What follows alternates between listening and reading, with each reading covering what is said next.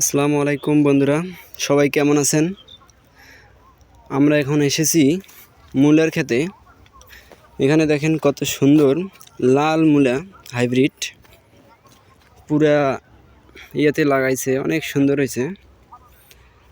আর হলো দেখেন অনেক সুন্দর, অনেক একটি সৌন্দর্য। আর হলো দেখেন এই যে মূলা, এটা কিন্তু লাল জাতটা।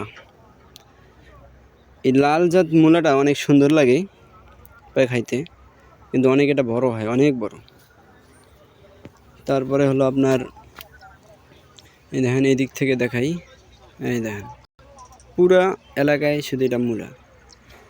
তারপরে এই পাশেই দেখা যাচ্ছে যে ভুট্টার ক্ষেত দেখা যাচ্ছে। দেখেন এই পাশে এটা হলো ফাঁকা জায়গা। আর হলো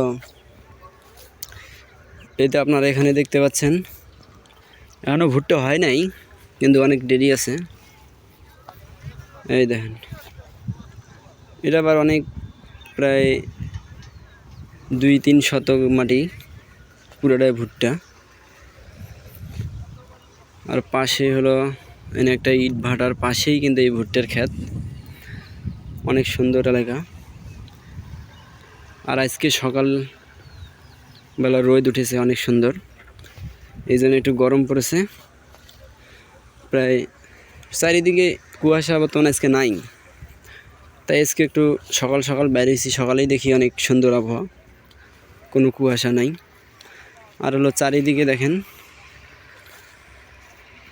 পাশে হলো সরিষার ক্ষেত, ওই সাইডে তার পাশে হলো নদী।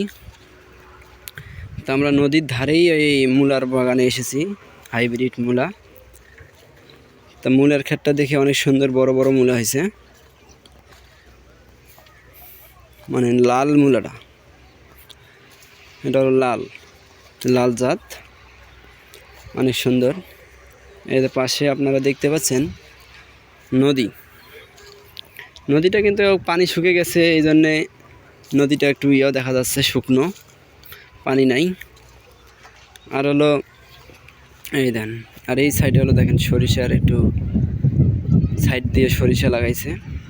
মোটামুটি জিনিসটা অনেক সুন্দর। সরিষার পাশে পাশে আবার মনে করেন মূলা, আর পাশে হলো এদিকে হলো ভুট্টার ক্ষেত। এখানে দেখেন ভুট্টার ক্ষেত, তার পাশে হলো ইটের ভাটা। মোটামুটি জায়গাটা অনেক সুন্দর লাগে। আপনারাও আসবেন এসব জায়গায় ঘুরতে। আর আপনাদের